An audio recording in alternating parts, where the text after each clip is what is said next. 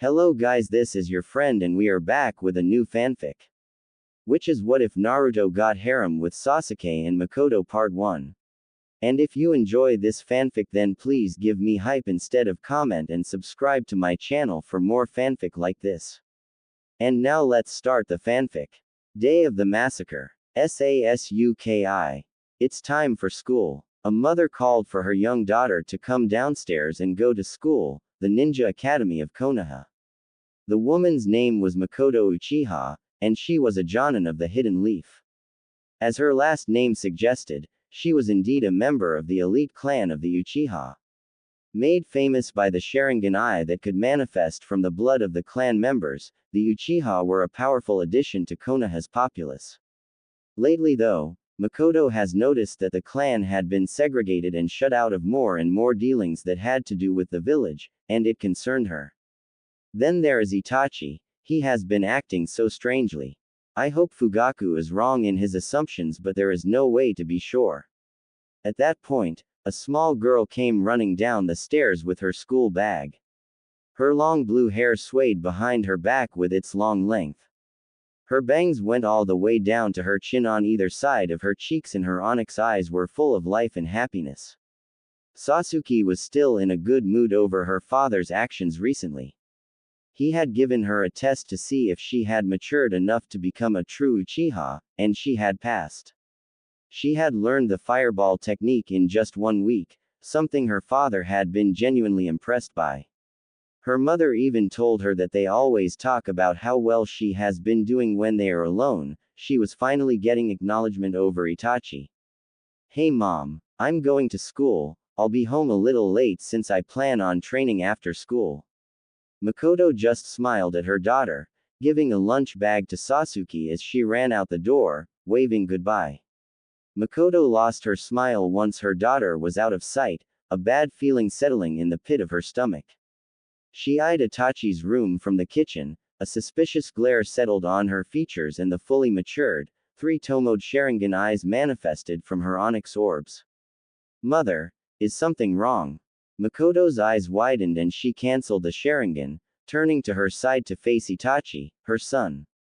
He was looking at her with what appeared to be genuine confusion, and she felt a bit embarrassed over her emotions. Even if he was a suspicious and an introverted person, he was still her son, and she smiled at Itachi. No, nothing is wrong Itachi. I was just thinking about something a bit too much, that's all. Itachi kept his eyes on her for a second before shrugging and walking outside, heading towards the Uchiha training grounds. I'm going out to train, goodbye mother. Mikoto eyed him as he left, her feeling of anxiety more intense than ever now that he was in the room. Alright Itachi, don't overwork yourself. And with that, the door was shut and Mikoto heaved out a sigh, the day was weighing down on her nerves. Fugaku. Hurry home. 000. Konoha. Ninja Academy. Sasuke entered the Ninja Academy, a big smile on her face today as she wore the Uchiha crest proudly on the back of her blue shirt. It was a simple blue shirt with the Uchiha high collar, but to her, it was a source of pride in her clan and her future as a ninja. Her pants were just white shorts, reaching down to her knees and of course her blue sandals. All the outfits she wore her mother had picked up for her. I'm going to make mother and father proud, I swear. She entered Iruka-sensei's classroom just as he was beginning to teach. She gave a shy smile to him and walked to her desk, a few boys blushing a bit. Sasuke was a source of beauty and admiration for the girls and a beauty and crush to all the boys of her class, and they envied not only her beauty but smarts as well. Alright class, today, I am going to welcome a new student. He has been transferred from a different class, his name is. Iruka looked down at his clipboard. Naruto Uzumaki. Sasuke was curious, she turned towards the door and saw a blonde boy enter with a bright smile, not nervous or shy at all. He had 3 whisker marks on either cheek and wore a simple black shirt with an orange spiral on it. His black shorts reached his knees and his scuffed black sandals had dirt all over them from running to get to the academy. Hey everybody. The name's Naruto Uzumaki. Nice to meet you. Uruka pleasantly smiled and watched the other kids' reactions to his arrival. Most did not seem too interested, like Kiba Inuzuka or Shino Aburami. A few of the older kids were glaring at him, something that not even Uruka had expected. Two girls struck Uruka as being interested, even in the slightest, by the blonde arrival. Hinata Hyuga blushed at his presence and bumped her two-pointer fingers together nervously. Uruka smiled at how easy it was for children to have a crush. He looked at Naruto to see if he noticed. The boy apparently didn't notice at all, as he just stood there at the door, smiling as big as he could. The other girl Uruka had spied was none other than Sasuke Uchiha. Contrary to the other boys within her class, it appeared Naruto had something they didn't. Not to say she was blushing like the shy Hyuga, but her eyes did not seem to want to leave him. "Alright Naruto, let's find you a seat."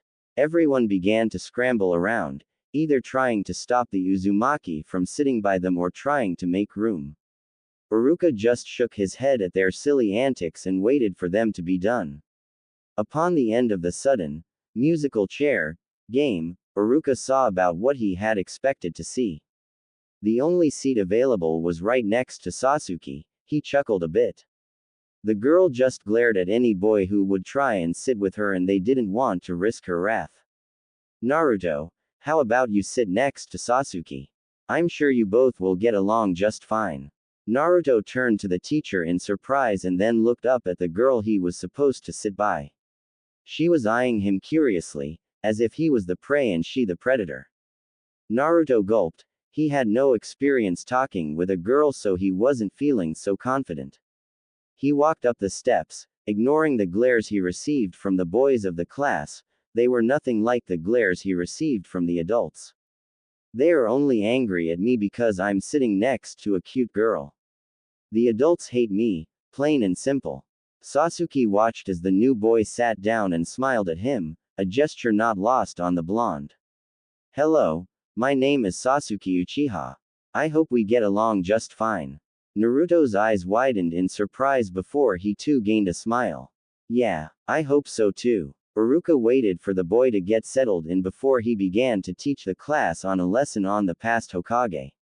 "Alright class, today we are going to learn a little history." A resounding sigh echoed around the room as Uruka said, "History," making him realize how much they found it boring. Now, history is important. Just think, if we didn't care about history, we wouldn't have any jutsu written down from the past, then where would the Leaf Village be? The class quieted down after that, allowing Uruka to begin. Sasuke, as a bright young student, took out a piece of paper and a pencil and began to write down the names of the Hokage as Uruka did on the board. She cleanly labeled each one and when they became Hokage through time periods and detailed their basic jutsu and specialties. Looking over to see what Naruto had written, she was surprised to find him with his head down and lightly snoring. It was soon apparent to the girl that Naruto wasn't exactly a hard worker. She zoned back into Uruka teaching and looked back at her paper to check her writing so far. The 4 Hokage, Shodai, Hashirama Senju, Reign, Foundation of Konoha to First Shinobi World War. Specialties: Mokuten, Tailed Beast Control, Charisma. After heavy negotiations between Madara Uchiha and Hashirama, he was able to create Konoha using his special abilities. It was the Shodai that installed the initial shinobi system and created the foundations that would later make up modern Konoha. It was also due to Hashirama that the tailed beasts were taken under control and peace was spread for a time due to his negotiations. Nadaime, Tobarama Senju, Reign, First Shinobi War. Specialties: Suiten, Kenjutsu, Edo Tensai, Jikuken Jutsu. Facts: during his short reign, Tobarama Senju created and solidified many important institutions within Konoha. Under his order the Anbu Black Ops were formed, the academy was refined and rebuilt, the Chunin exams were invented, and the Konoha military police force was created as a sign of trust to Uchiha. Sasuke had underlined the police force as it made her think of her father, the leader of the organization. It was a source of pride for young Uchiha to strive to become a member, but she had noticed that the adults did not have as much enthusiasm about it. It was strange, but there wasn't much for Sasuke to find that they could hate about the organization. Sandame. Hiruzen Sarutobi, the professor. Reign. First Shinobi World War to end of Third Shinobi World War, took Hokage seat back upon the death of Yondaime directly after Kyuubi attack. Specialties. Knowledge of Jutsu, Summoning, Leadership abilities. Facts. After being elected to Hokage by the Nadaime's last wish, Hiruzen took up the title and quickly quelled the First World War through negotiations. Maintaining what the previous Kage had done to make Konoha great, Hiruzen made smaller, subtle changes to the organization of the military. After training the three legendary Sannin, Sarutobi led Konoha through the Second World War and brought peace at a strong price. His reign was marred by war even with his pacifistic nature, and also it led to the betrayal of Orochimaru, his prized student. Upon the end of the Third Shinobi War, Hiruzen gave his title up to Minato Namikaze as his age grew. After the latter's unexpected death, Hiruzen again took up the title of Hokage and still holds it. Yondaime. Minato Namikaze, Konoha's Yellow Flash. Reign. Third Shinobi World War aftermath to Kyuubi's attack on Konoha. Specialties. Jikuken, Hiraishin, Natural Speed, Ninjutsu Creation, Summoning. Facts. Upon the end of the Third Shinobi World War, due to his growing age and Minato's great show of strength and valor during the war, Hiruzen stepped down and gave him the title. Few changes were made during his short reign, however, peace was absolute. During Kyuubi's attack, he sacrificed himself to halt the beast and saved Konoha. Alright, did everyone get that down? Iruka checked on the class to find most of them still writing. His eyes caught onto Sasuke to find that she was already done. His eyes then moved to Naruto and he frowned to see him sleeping. Sasuke caught Iruka's eye movements and suddenly felt bad for Naruto, even if it was his fault. With a sharp kick to his leg, Naruto was awoken and just in time for Iruka to yell at him.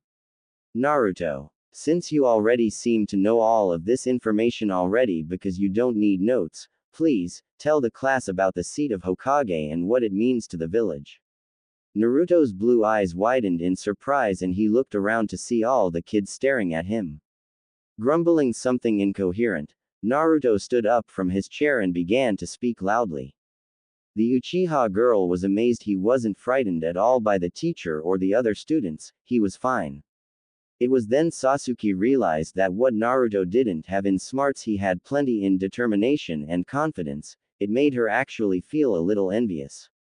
What am I saying? My father respects only those with knowledge and power. I have to be like that if I want him to approve.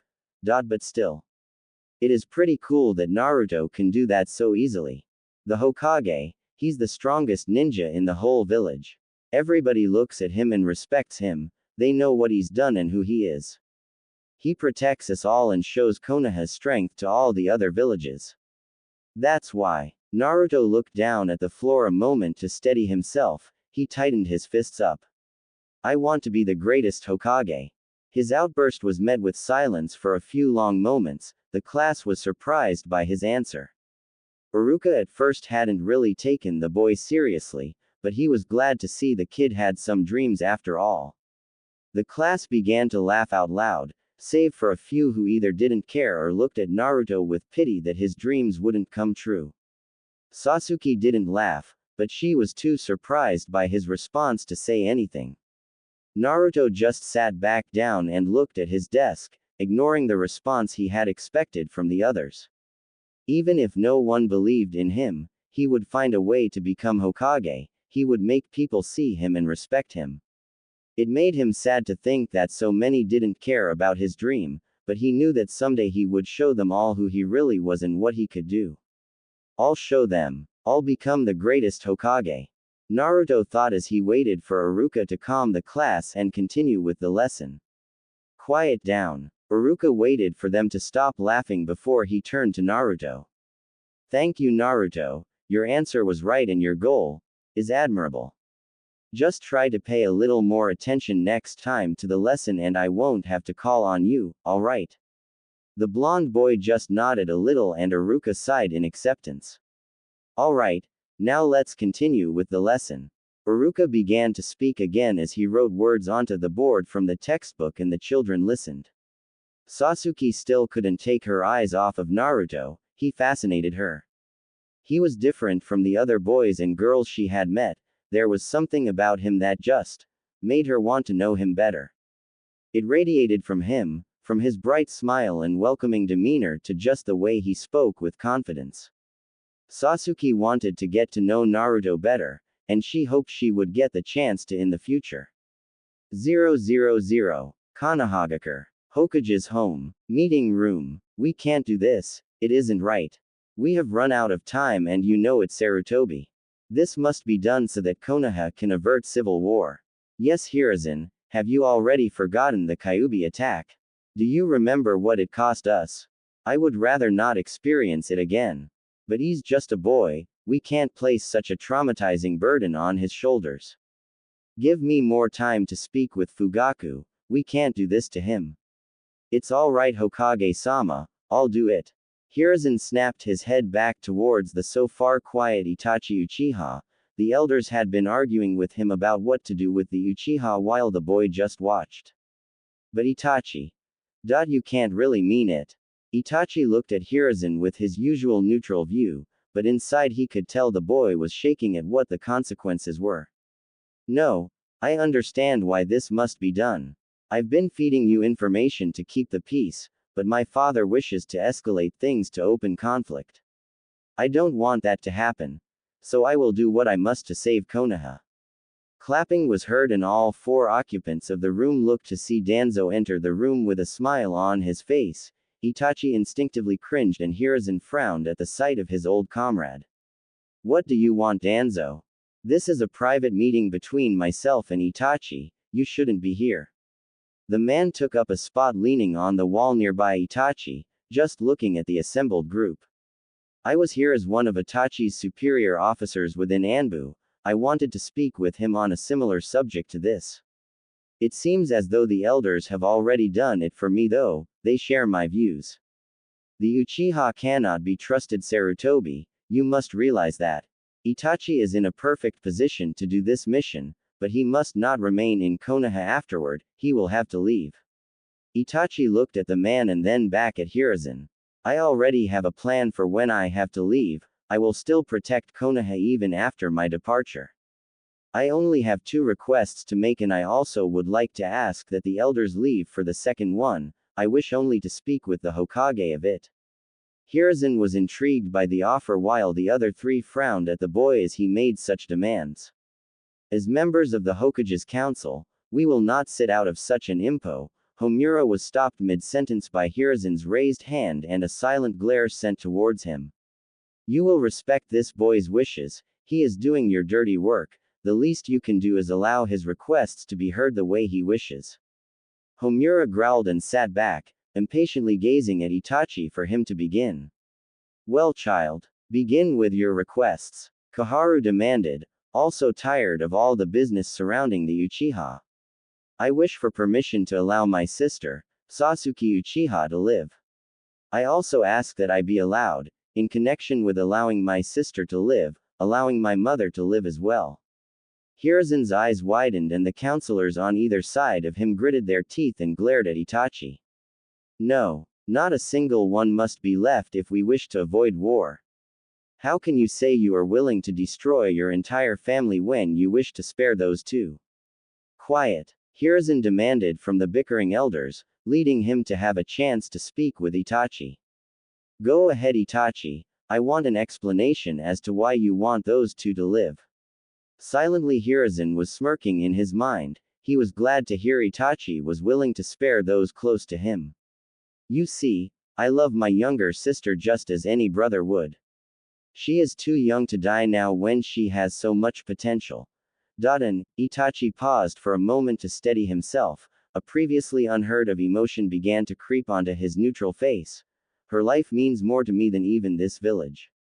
I don't care if she hates me for the rest of her life for what I'll do, but if she stays alive, it will be enough for me. Hiruzen was touched to hear how much the cold Uchiha really did care for his sister, while on the other hand the counselors were angered that he really would allow her to live. And, why should we allow your mother to live when she will just rise to matriarch status of the Uchiha? Itachi glared at Danzo for his question as he said it with a foreshadowing tone. My mother doesn't have the influence nor the will to instigate a second rebellion, nor would she be able to if the other Uchiha are dead. My real reason of keeping her alive is my sister. The elder shinobi were surprised at this. Did everything relate back to Sasuke? If my sister idolizes my father and sees me as a rival, she truly loves my mother more than anything. If I was to take Mikoto away from her, she would be broken inside. Sarutobi concurred with this. The girl most likely felt more love and favor from her mother than Fugaku, and it would make a larger impact if he were to kill Mikoto. I see. And seeing as how you didn't have to ask for permission to do this, you want something to go along with this. Itachi nodded to Hiruzen's question. He had indeed brought it up at the meeting for a specific reason. Yes, I want you to promise me you'll protect them.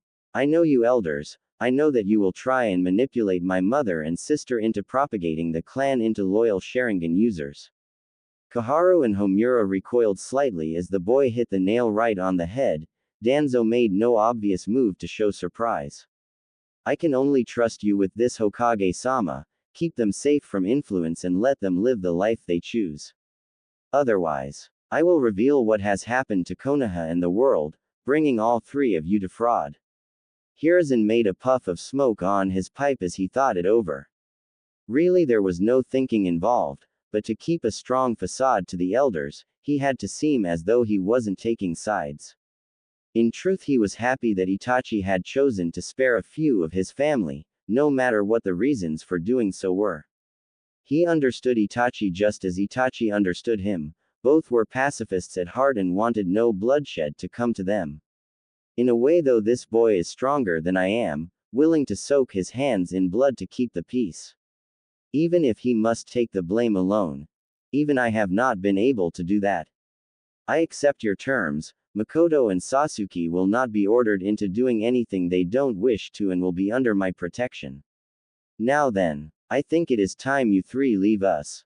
Koharu and Homura glared at the Hokage before getting up and shuffling away. Danzo cast a lingering gaze on the two before joining the elders in leaving.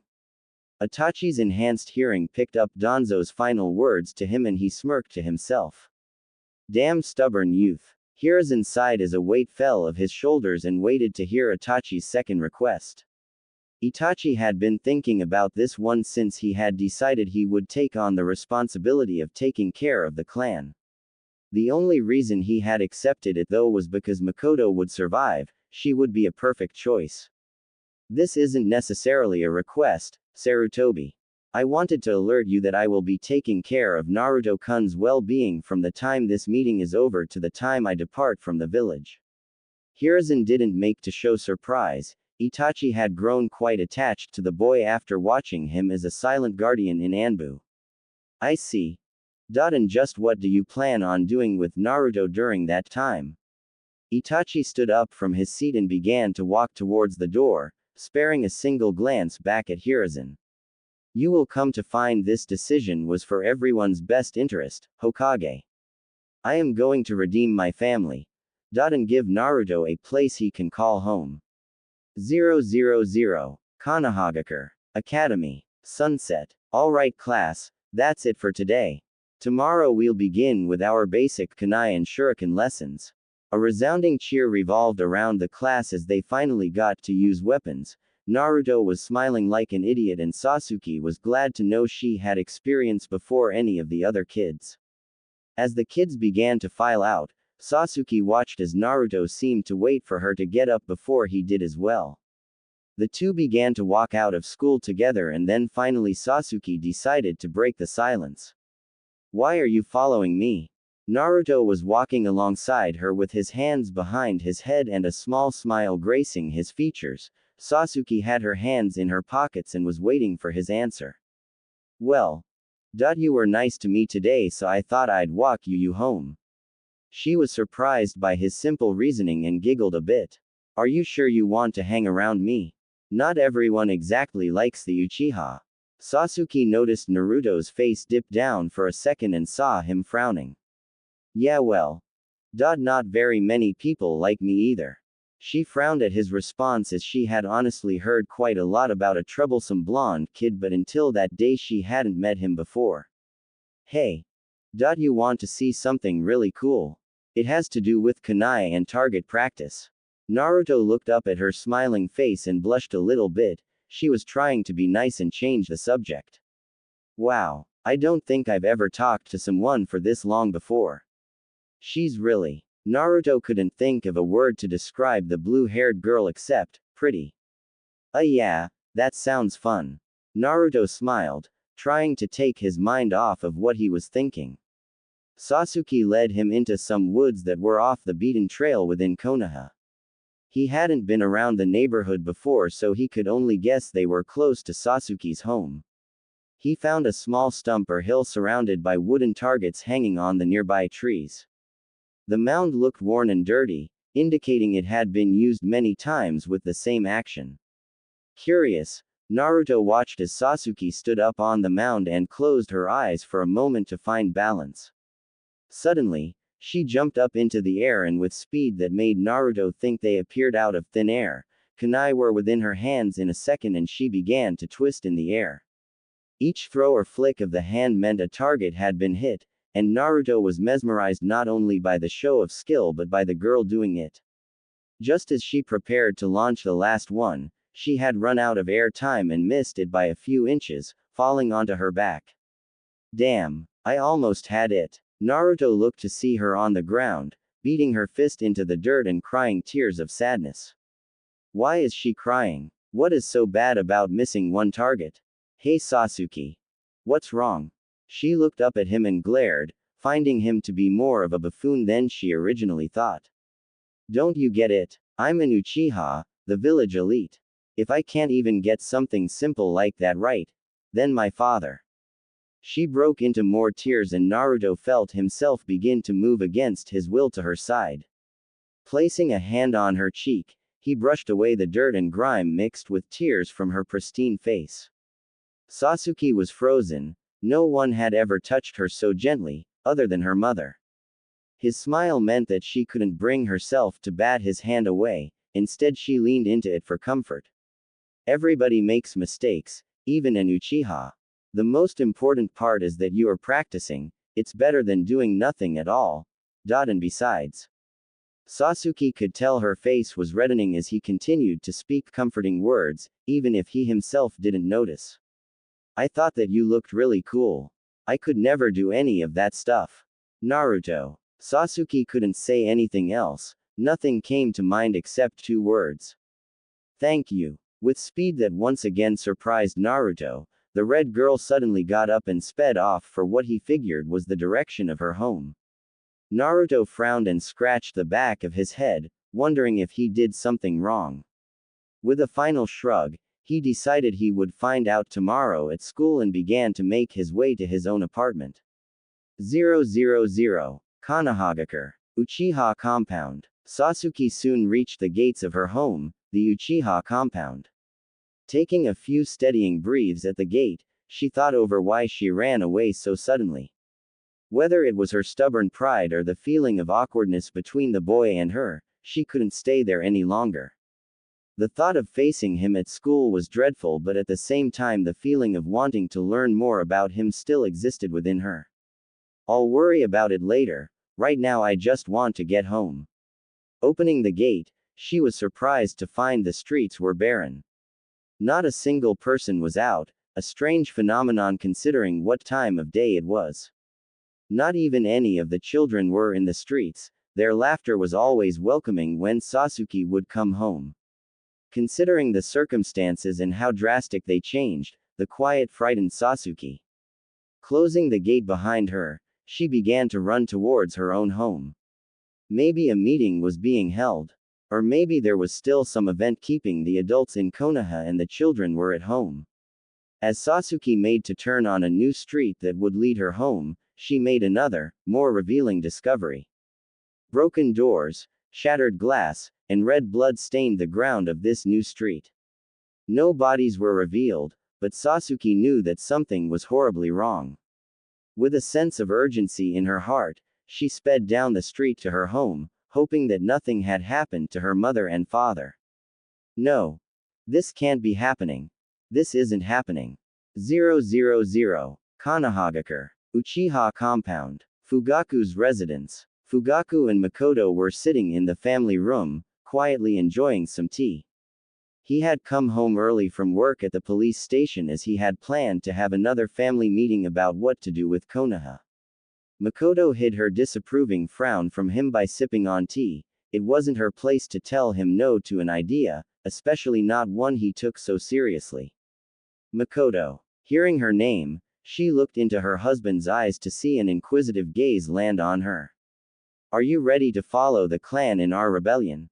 You have often been quiet at the clan meetings, and sometimes I wonder if you disagree with the idea of taking back what should be ours. I see what must be done. You won't have a problem with me, Fugaku. The man looked at her for a moment longer before turning his attention back to his tea. He missed her frown after saying those words though. Suddenly, urgent knocking ran through the household as Fugaku opened his eyes in surprise and set his tea down.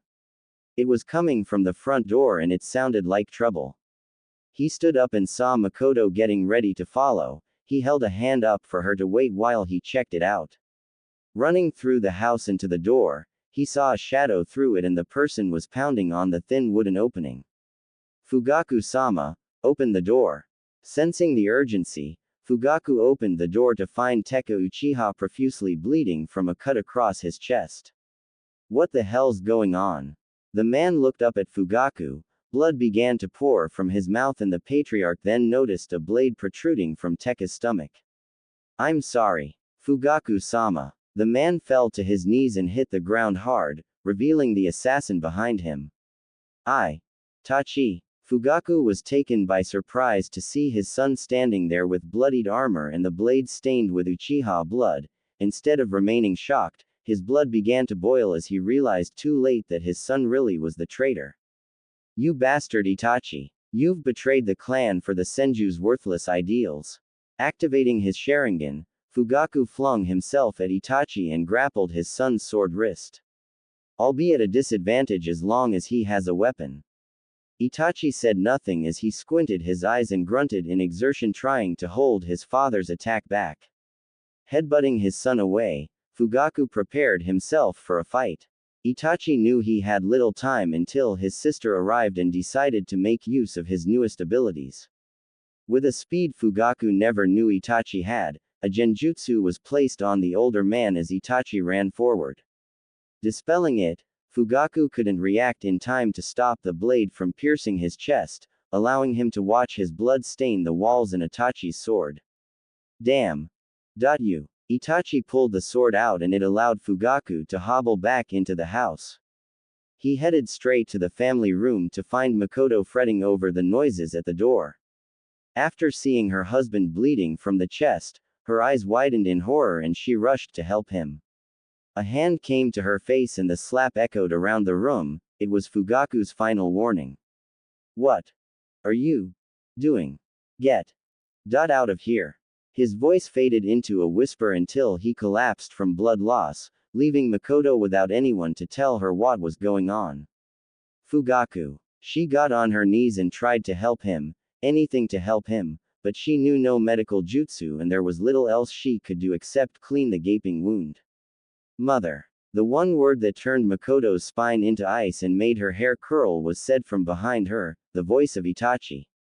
Turning around, she found her son, just as she had expected, covered in blood of his family. Knowing what was about to happen, Mikoto got up and prepared her own Sharingan, ready to fight if she had to. Itachi. How could you? How could you do this? Itachi said nothing to his mother at first, slowly sheathing his sword and causing the woman to lower her guard a bit. That was just the fraction of a second Itachi needed as he rushed forward and punched her gut, enough to make her double over. As the lights within her mind dimmed, she could only ask herself why she was being spared a conscious death. Itachi then began to speak, and she finally realized why. There is still much for you and Sasuke to do, mother, so I won't kill you. Keep her safe, and be sure to welcome the new arrival. She didn't know what he meant by that, but there was little time to contemplate. Unconsciousness reached her quickly and Itachi allowed her to lay down near Fugaku. Right on time, he heard a door swing open to find Sasuke, breathing heavily and choking on tears, staring at the bodies of her parents with Itachi standing over them. Itachi. Why? What's going on, Itachi? What have you done? You'll have to grow stronger, Sasuke, if you want to kill me. Let your hate take over. Let it consume you. Only then will you ever be able to kill me. Without further warning, Sasuke was put to sleep with Itachi's Sharingan. Walking over to her, he picked her up and took her to her room. With it being the last time he would see his sister for so long, he wiped away her tears and brushed her hair a bit. Leaning down, he kissed her forehead and covered her up with her blanket, careful to watch for bloodstains he might leave. Goodbye, Sasuke. Within a moment he was gone, out through her open window, leaving a broken Uchiha compound and two heartbroken girls behind. As soon as Itachi left, he was assailed by a man with a swirl mask. Itachi glared at the sight of having to see Madara again. To keep the peace, he allowed Madara to help him finish off the clan, but it appeared as though the man had decided to stick around a little longer. Why did you even bother, Itachi? He asked from the wall where he stood looking down at Itachi, who was on the barren, empty street. What do you mean? Itachi asked, and Madara just chuckled and pointed in the direction of his old home. Why did you spare them?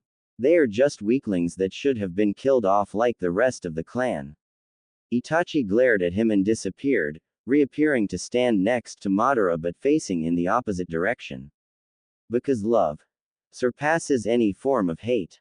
With love, anyone can be redeemed. Madara watched as Itachi left and he thought over what the boy said.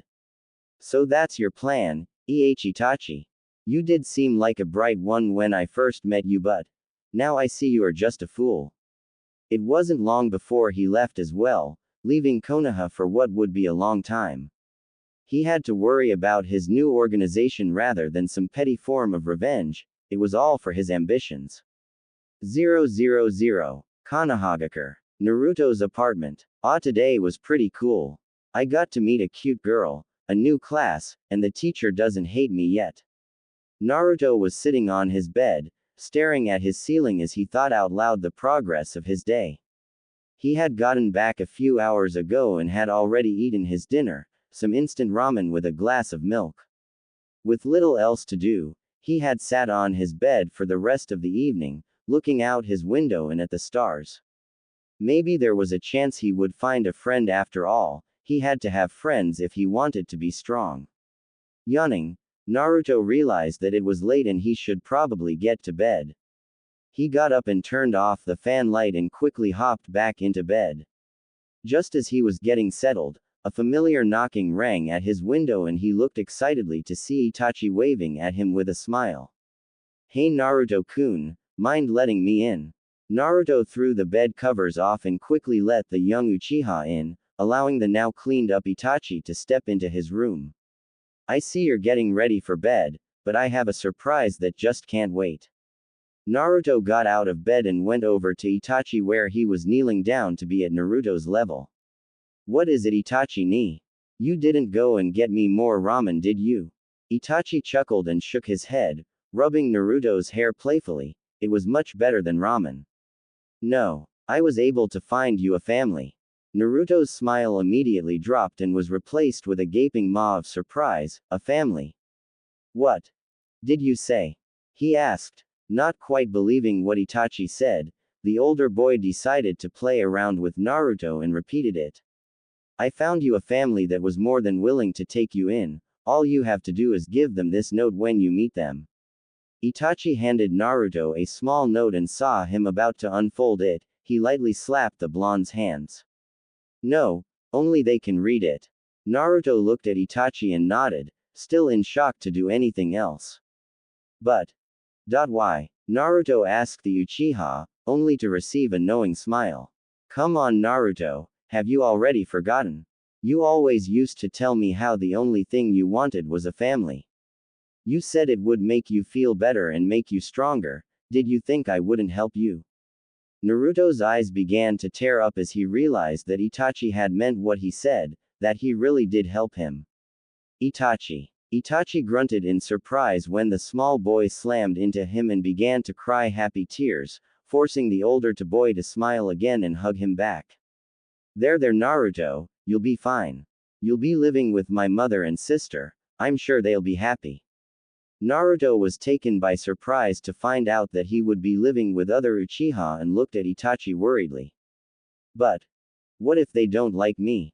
It was then that Itachi was reminded just how much the Uchiha clan had avoided Naruto, and he was sure the boy was scared his mother would be like the other adults. Don't worry about it, my mother is a very nice woman.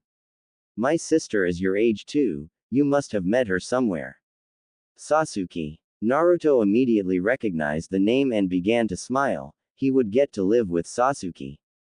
Yeah, I know Sasuke. I just got moved to her class today. We got along really well. Itachi was glad to see Naruto's happiness and turned around, indicating the boy should hop onto his back. Naruto quickly obliged and Itachi leapt out the window towards the Uchiha compound. As soon as Naruto couldn't see his face, Itachi frowned and began to think on why he was taking Naruto to his compound. Yes, the boy had asked for a home and a family and Itachi was glad to grant it, but it seemed as though another reason had come to mind. My family can never forgive me for what I've done. But maybe by giving Mikoto a real son and Sasuke a real brother, maybe I can give them something they never had to begin with.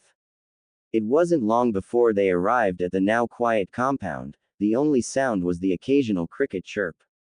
Slowing his movements down to a brisk jog, Itachi soon arrived at the building and, avoiding the front entrance, took Naruto to his room through a window. Naruto was amazed at how nice the traditional home looked and found it to be quite a change from his apartment. It was much more spacious and refined, and Naruto had to say he preferred it. Alright Naruto, now when you wake up, I want you to give that note to Mikoto, my mother. That should work everything out, and then you can be part of the family. Naruto looked at Itachi confusedly as the man stood up as if he was preparing to leave. What do you mean sleep? I'm too excited to sleep. And where are you going, Itachi-ni? Isn't this your room? Itachi turned around and looked into Naruto's eyes with his Sharingan. The blue-eyed boy's eyes dilated as they watched the spinning tomos entrance him into a sleepy illusion. I have to go, Naruto. Just remember to give that note to my mother when you wake up. Good luck. Naruto hit the bed where he had been standing on and Itachi decided to leave him sleep. With little else to do, the Uchiha left the house in search of Madara. To protect his family and Konoha, he would have to make the ultimate betrayal. Hopefully, Naruto could be the Uchiha prodigy that everyone wished had existed, a perfect cross between Senju and Uchiha, who could love.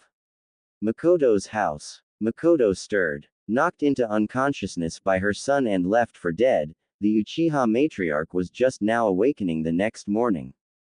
As soon as her eyes cracked open, she leapt up in a defensive manner. She remembered the last thing before she blacked out, Itachi telling her something about a new arrival. Her hand instinctively went to her stomach as she felt a sharp pain when she stood up. Damn, Itachi hit me very hard. Fugaku was nowhere to be seen though and all the blood had been removed. She began to trudge through the house at a slow pace, looking for any sign that yesterday wasn't a dream. The broken door had been mended as good as new and nothing remained of the body that fell there. Mikoto kept walking further out into the main compound to be met with more surprise. All the bodies were gone there as well. Nothing was left but everything had been replaced. The compound was like a ghost town now. Surely the Hokage sent in a cleanup crew after Itachi had left, but she had never presumed they could be so thorough. I will have to be careful when I go to see him. No telling why he allowed me to be spared. Suddenly, the thought of her daughter alone at home chilled her. This was not a time where she could feel safe in her own compound. Betraying the nature of her wounded body, Mikoto ran back home and straight to Sasuke's room. There she found her little girl sleeping, albeit with tears flowing from her eyes. She must have been having a nightmare. Mikoto thought it best to let her sleep a while she went into town to see the Hokage. Inside her room there was a Jonin flak jacket with ninja tools she could wear back from her active duty days. Then, she thought against it. If the Hokage planned to kill her, he would have allowed Itachi to do so last night. This situation just gets stranger and stranger. But I have to make sure things will be okay for Sasuke. I need to know what happened to Fugaku. With an objective set in her mind, Mikoto grabbed her lace sandals, the ones with the heels, and headed out with the same clothing on as yesterday. They may have tried to clean their sins from the compound's walls, but Mikoto still wore Fugaku's blood on her apron. It would show the Hokage that he couldn't hide from what he had made her son do. Little did she know, there was another still in her home and he was just about ready to wake up. 000. Hokage Mansion. Office. The Hokage was not having a very good day. Combine the fact that the Uchiha had just been massacred down to the last man and the council was eagerly biting at him for a chance to manipulate the bodies of the dead, today was not getting any better. Worse yet, he felt that a certain Uchiha was on her way to meet him now and it wouldn't be prudent to wallow when he had no right to. I hope that Mikoto-san will at least listen to me. I'd rather not have a fight in my office. Sure enough, a muffled noise could be heard on the other side of his door. It almost sounded as if someone was arguing and things were just starting to get heated. Ma'am, you can't enter. The Hokage does not have an appointment scheduled for you. Well, he can make one. Hiruzen flinched as the door swung open with Mikoto storming in with a frightened secretary trembling outside. It didn't take but another second for a squad of Anbu, the elite of the village, to arrive on the scene. If there was a disturbance anywhere near the Hokage, it was their duty to handle it with more often than not deadly force. They surrounded Mikoto and had their katanas drawn, all pointed somewhere on her body that would be lethal should she decide to resist. Mikoto activated her Sharingan and glared at the masked faces, daring them to go further. She may be at a disadvantage, but she was an Uchiha, damn it. Their stubborn pride came at a zenith when they were in trouble and she would not allow herself to be pushed around by the same people who ordered the death of her people. Stand down. The Anbu glanced at the Hokage and realized his order was for them, quickly sheathing their weapons and standing back from the angry woman. Leave us, this is a meeting that is not to be disturbed. Understood. His serious tone, as rare as it was, made them know he meant business. Yes, sir. The Anbu captain led his squad out, leaving a lingering stare at the Uchiha before walking out with the door closing behind him. Hiruzen slumped back into his chair, not happy with the way the meeting began. Mikoto still stood there, albeit with her Sharingan deactivated. I know you're angry, Mikoto, but please sit down and listen to what I have to say. Afterward we can do whatever you want to do. Is that okay? He talked as politely as he could, careful to not anger her further. Mikoto calmed down considerably, she wasn't one to stay angry for long. If anything, the business with her clan made her distraught, but she knew that she was now the only thing left her daughter had. She couldn't risk dying because she let her emotions run through her. In fact, the chance that the clan would be attacked before their plans could come to fruition was a fear that she had for a long time, she just hoped it never would happen. Hiruzen watched as she took a few deep breaths and sat down in a chair across from his desk. Now then, I think it's obvious that I should apologize to you. The actions that have come upon your clan are in no small means my own fault and I apologize fully for such. However, I will deign to tell you that Itachi himself volunteered for the job even when I told him we could continue with diplomatic options. I will admit the counselors forced him into a corner though and did not give him much choice. Mikoto couldn't say she was surprised by the outcome, still it was a lot to take in. Hiruzen continued, hoping to finish before Mikoto found a point to get angry at. With their current situation, those points were coming more and more often. We've already gotten a cleanup crew to your compound and brought the bodies into the village morgue, as I'm sure you've noticed. I apologize for breaching your clan's privacy within your compound, but this isn't a job I would leave for you and your daughter to do or see. Something like that could leave scars. Itachi made us promise not to order you into doing anything you or your daughter don't want to do, but you know that Danzo will find a way around that. I'm sure he plans to use the CRA on you, you know that, don't you? Mikoto flinched. She had heard of the law but never thought she would have to endure it. And since Sasuke was a girl, she too would be forced into its binding contract. Its main intention was to make sure the near-extinct clan would have enough offspring to eventually have it return to its splendor glory, in the case of severe losses or disease amongst members. In the end, it was a powerful political tool that could have the surviving females paired up with just about any man from any clan and forced to have their children.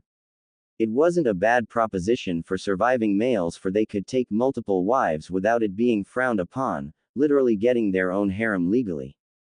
But there were no males of the Uchiha left, just mother and daughter, leaving them with few options. Will we really be forced into it, Hokage-sama? Hiruzen could sense the despair in her voice and sought to rectify her fears. There is no doubt in my mind they will force you into it. The Uchiha are a powerful clan with their Kekkei Genkai, and you know it, Mikoto-san. They see the recently deceased as troublemakers and now want a loyal populace of Uchiha as a future generation. But there are options to what you can do to buy yourself time. For example, if you pick a younger boy as your husband, then they won't force you to have a child until he is older. Mikoto recoiled at the thought. A younger boy? She herself was 27, relatively old in the life of a shinobi but still very young when compared to the general populace. Surely those they would attempt to pair her up with would be just as old, if not older. They would want her to have multiple husbands too. This is a lot to think about, Hokage. Hiruzen nodded in sympathy. Even if she was an adult, Mikoto had enough problems on her hands than to deal with the CRA. Yes, let's move on to something else. We can take care of that when the time comes. Mikoto nodded in assent, but then a thought crossed her mind. What will I tell Sasuke about her brother? Hiruzen let loose a puff of smoke from his pipe, in thought. He told us to not tell her anything. It appeared as though he already had a plan for her. I suggest you keep your idea of Itachi separate from that you tell your daughter. We both know why he did it, to keep the peace. I doubt he told your daughter that, so observe what she thinks before you tell her anything. Mikoto didn't like it, but if Itachi really did have their best interests in his heart, then she wouldn't tell her daughter the truth. I would like to see my husband, Hokage-sama. Hiruzen knew that was coming and nodded. It was the least they could do was pay their respects. Yes, I think that would be a good point to stop at. Please follow me, Mikoto-san, and please do not be alarmed at what you find at the morgue. Hiruzen got up and began to shuffle his way toward the door with Mikoto close behind. Opening it, they found the Anbu squad was waiting outside. They quickly straightened up ramrod straight when the door opened to reveal the Hokage and Mikoto. They had remained behind to keep the Hokage's wishes and steered away any who attempted to enter. Hawk, if you would. The captain nodded and his team quickly fell into step behind them as an escort. It was mostly for precaution on the Hokage's part, but there was no telling what the village's reaction would be to a lone Uchiha walking down the street. With the Anbu following them, it would send a strong message the Uchiha were still protected members of the village. It was a short walk to the village morgue, certainly a dark place considering the rest of the bright and shining village. Inside were a few medical ninjas moving in short jogs, obviously busy with the large amount of new arrivals. Mikoto felt her blood boil and her insides twist as she entered, but kept strong. She had to come to terms with their deaths. Hiruzen pushed a wide set of doors open and they entered a large, cavernous room the size of a very large gymnasium. There were dozens of fold-out tables spread across the room, each of them with a coffin laying on them. The Uchiha fan decorated each at the very foot of each coffin along with the occupant's name and age. Mikoto brought a hand to her mouth as she looked around her. So many dead. Itachi had not even spared the children, their small coffins a dead giveaway. Mikoto wandered through the pathways looking at each name and remembering a face, a conversation, a memory of her life with them. Her parents, her friends, and then her husband were all eventually found. Hiruzen saw her stop at a particular casket and walked over. It was her late husband, Fugaku Uchiha, the mastermind behind the Uchiha rebellion and killed by his own son. Mikoto ran a hand over the wood covering him, thinking back to their times together. They were meant to be married from the start. She was the child of the original clan head while he was one of the strongest Uchiha to be born at the time. His proficiency with the Sharingan and his existing skills led the elders to put them together for a stronger breeding stock. She hadn't minded too much, already being told of her fate long ago by her mother. Fugaku was never husband material to her though, it seemed as though it was all business and matter of course for him. Of course he would breed with Mikoto and of course he would raise their kids to be strong Uchiha. There was little love in their relationship, but Mikoto had tried. In the end she failed and became the loyal housewife, but even then that did not give her what she wanted in a relationship, love. She was thankful when she had a daughter after Itachi. It gave her someone to pamper while Fugaku stole Itachi away and turned him into something that was not her son. There was no way she would have allowed him to do the same to Sasuke, even if it meant going against his wishes. Luckily, it didn't come to that as Itachi made sure he was dead before Fugaku could take any real interest in her. But even with their differences, Mikoto had been promised to Fugaku since she was 15. It was hard to let go with so much time together with him, but she would be able to do so. Maybe if she got to take a look at his face then she could. Mikoto made to open the casket but a gentle grip over her hand stopped her. She looked and saw Hiruzen gripping her hand and shaking his head. Mikoto-san. You don't want to see him as he is now. He was avoiding something, she could tell. What do you mean? Before Hiruzen could answer, Mikoto lifted the casket open and she gasped out loud. What is the meaning of this? Hiruzen sighed and could tell exactly what she was talking about. There was Fugaku in the usual garb that Konoha buried shinobi in, save that his had the Uchiha fan on the shoulders. The blood had been cleaned from his skin and the wound in his chest covered by cloth and sealed. Everything seemed just right, except of course his lack of eyes. The eyes that Mikoto had known for more than a decade were now gone, left in their wake was bottomless dark voids. Someone had harvested his eyes and she could only guess many others had lost theirs as well. I'm sorry Mikoto-san, but it is an ordinance passed long ago in accordance to dojutsu user deaths. To eliminate the possibility of an enemy taking the eyes through grave robbing or harvesting directly on the battlefield, our doctors or medics respectively are ordered to remove the eyes themselves and store them. Generally nothing is done with them and they are given back to the clan after the body is buried. However, the council is pushing for using them in future transplant experiments. Mikoto shut the coffin and glared at Sarutobi, making back away a bit. That. Mikoto gritted her teeth, uncharacteristically angry. As clan property, they have no right to use them. I want them all returned to me and I will do with them as I see fit. Do you understand, Hokage? Hiruzen pondered for a moment but nodded. It was her clan and her say what to do with them. I'll let them know and do what I can to have them returned to you immediately. I apologize for the inconvenience this caused you Mikoto-san. Not that I want to change the subject hastily either but. Mikoto calmed and looked at him curiously. What of your daughter? You should probably go to her and be there if she isn't already up. Mikoto agreed. She hadn't planned on being with the Hokage this long. She had to return home and be there when Sasuke woke up so she could explain everything. Yes, you are right Hokage-sama. If you will excuse me, we can continue the discussion another time. The Hokage nodded and let her pass by without any further interruptions. He heard the doors swing open and close again, leaving him alone in the room filled with dead. It was an odd moment for him to fall into thought, but he felt himself doing this more and more in his old age. She didn't mention anything about Naruto. I wonder. Could she have not seen him yet? Or did I interpret what Itachi said incorrectly?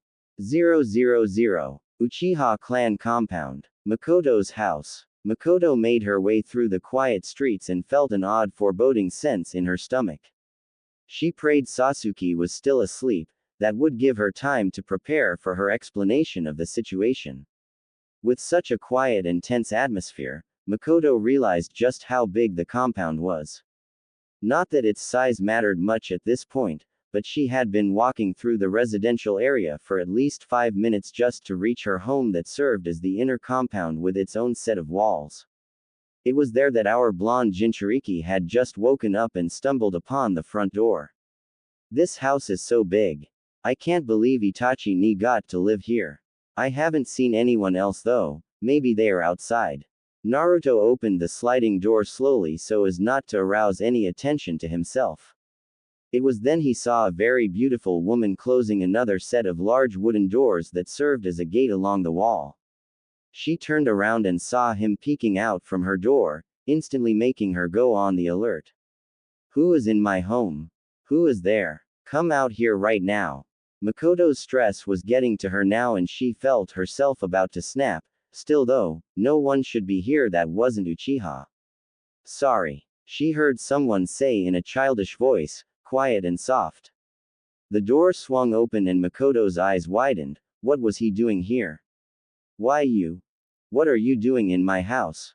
Naruto could tell Mikoto was surprised and he couldn't blame her. Still he was afraid of what she was going to say.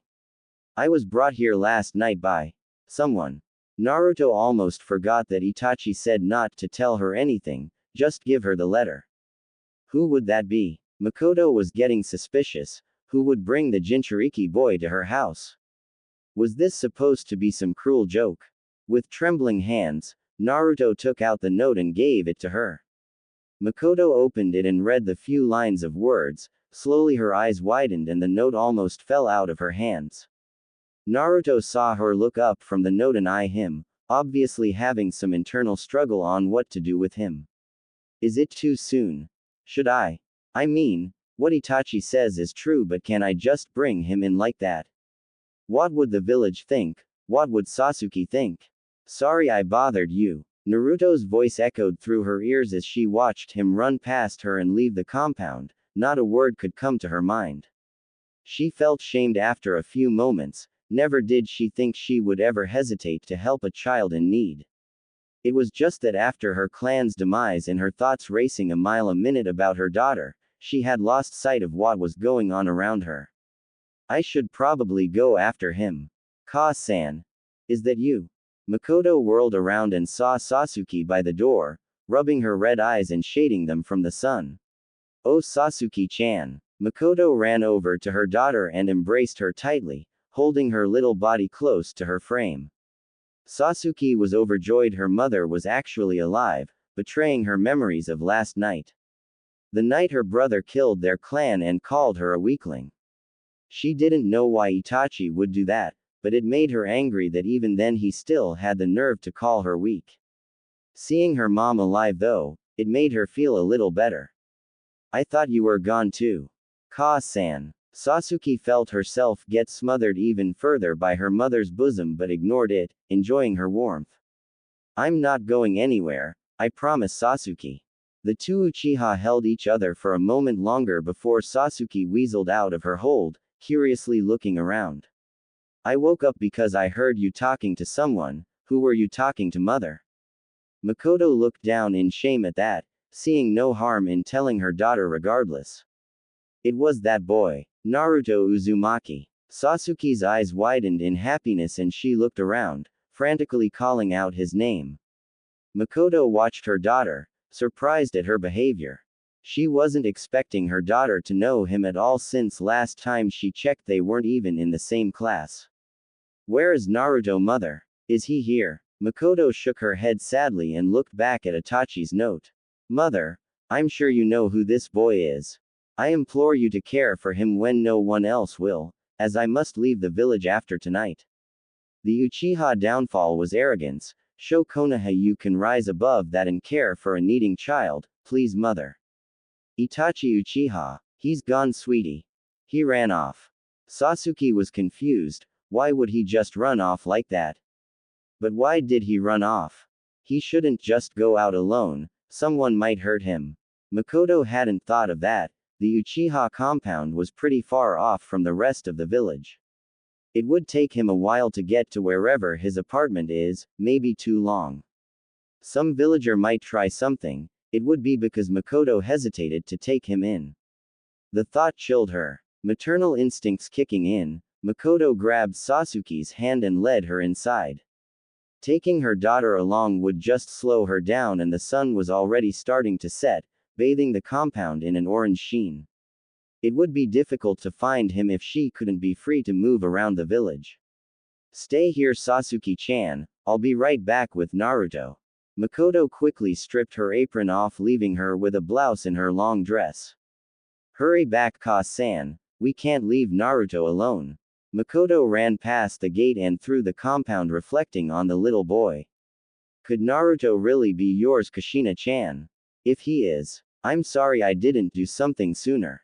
She had never given him much thought. The Jinchuriki was put out of her mind by Fugaku with his plans and her housework and children. But if he really was the son of her best friend, then that meant he truly had no family to care for him. That thought gripped her heart with such sadness that threatened to break it. How could she be so cruel to him? Not just for Itachi or Kushina's sake, Mikoto would care for Naruto because she couldn't stand to think of another alternative. Hang on, Naruto-kun, don't let me be too late.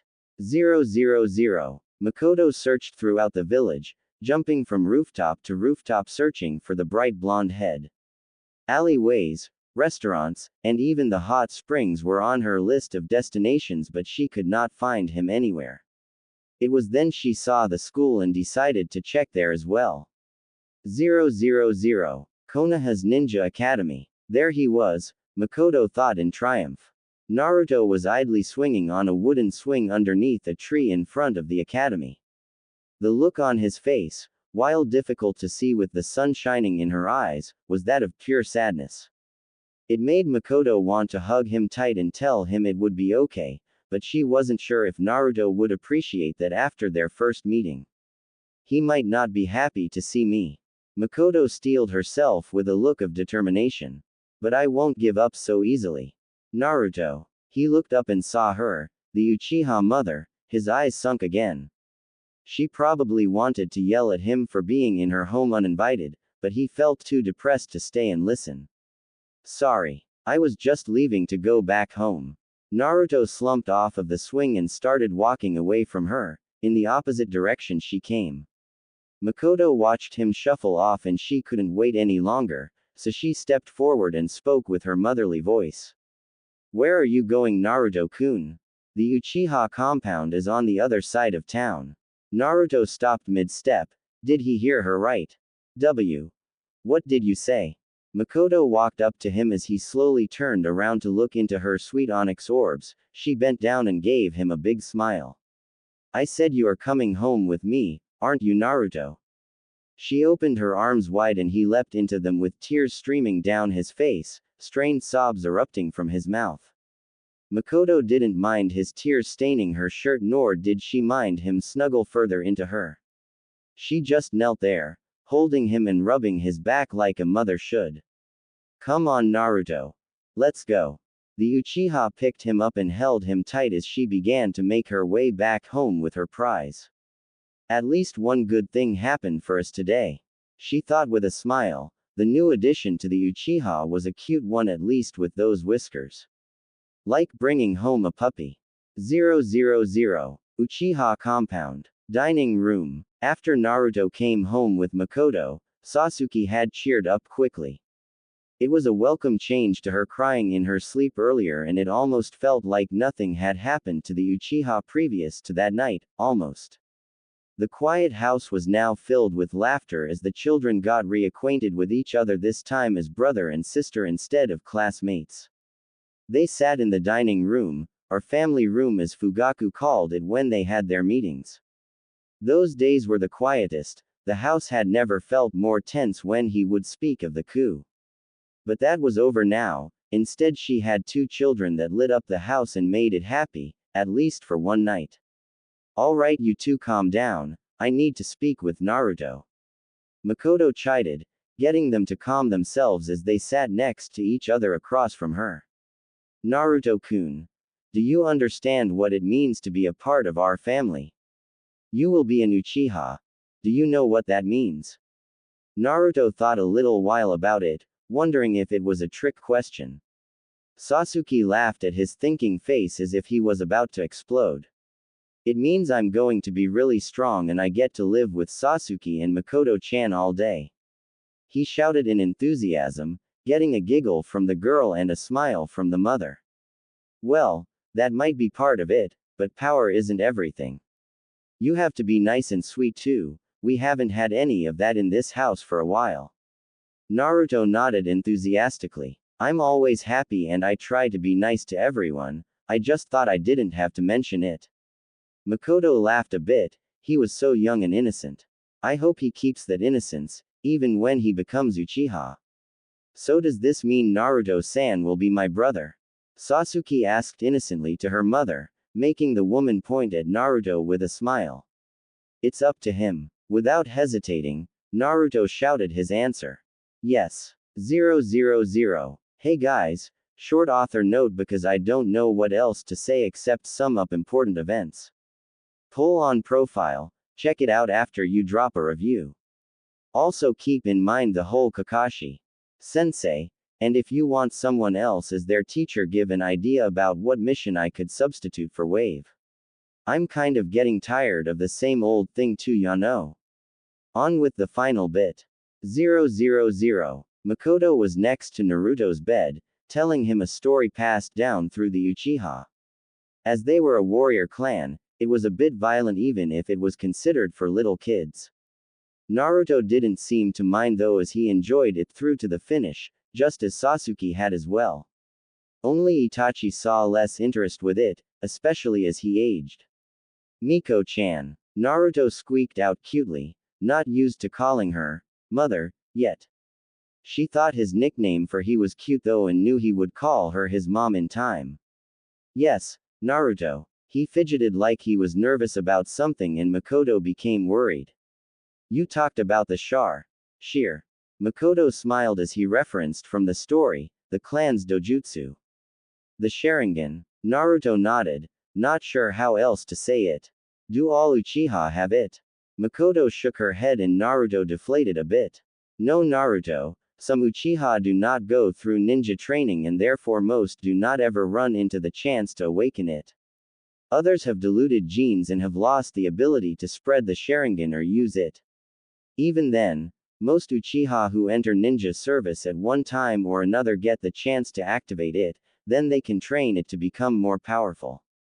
Naruto thought about it for a moment before asking another, more personal question. Do you have them? Mikoto hesitated but nodded nonetheless. She didn't activate it much though since she became a housewife. Can I see them? That was where Mikoto started to think against continuing the conversation. He was obviously tired and she wasn't sure he knew what he was saying. Naruto-kun. Many think of our eyes as scary. I don't want to give you nightmares. Naruto shook his head, he was determined to see it. Miko-chan isn't scary, I want to see them. She sighed, he obviously wasn't going to stop until she showed him. Okay. But just for a little while, okay. Naruto nodded and Mikoto closed her eyes for dramatic effect, activating her Sharingan. Opening them, Naruto's eyes stopped wandering as the only thing in the room that wasn't dark lit up. Her eyes were blood red now with 3 tomos in the middle surrounding a circle where her iris was. Wow, Naruto said quietly, reaching a little hand up to touch. Mikoto guided it to her cheek and let him lean up to get a closer look, finding it cute how he was amused by her eyes. Miko-chan. You have pretty red eyes. She blushed, betraying herself. You aren't scared. Are you, Naruto? She said as more of a statement to confirm it. He shook his head. No. Ka-san's eyes are pretty as red and black. Mikoto gasped. He called her mother. Maybe it was because he was starting to doze off though, she watched him slouch back into bed. Since I'm an Uchiha now, does that mean I get red eyes too? So young and foolish, she thought. He based things off names, not blood and DNA. She took a sympathetic smile as she deactivated the Sharingan and leaned over him to his forehead. Good night. No, Naruto. You have to be born an Uchiha to get our eyes. I'm sorry. Naruto frowned but soon yawned as she kissed him and brought the blankets up to his face. Maybe. His voice grew to a whisper as he began to drift into his dreams. There is another way. For me to get eyes like Ka-san. Mikoto's eyes widened. Would he go that far? No, she told herself, it was just his dreams. Mikoto's house. Mikoto was in the kitchen preparing a meal for the two children in her care before they went off to school. All had woken up early so they could have family talk of sorts, and they were waiting patiently in the family room for her to come out. The Uchiha mother had placed her bloody apron away and adopted more presentable outfit under her cooking apron, a tight red sweater with a pair of blue pants and her lace sandals. Not worthy of combat, but good enough for a meeting with the elders. That was something she had the pleasure of experiencing today as well, she thought with a scowl. A messenger had told her of a scheduled meeting between the surviving Uchiha matriarch and the village council. The title they gave her surely was a sad attempt of kissing up to her to give them an edge in negotiations. It would do them little good though, because all they would be discussing is the Uchiha's future in Konoha. What little to discuss there was. I won't let them take advantage of my Sasuke.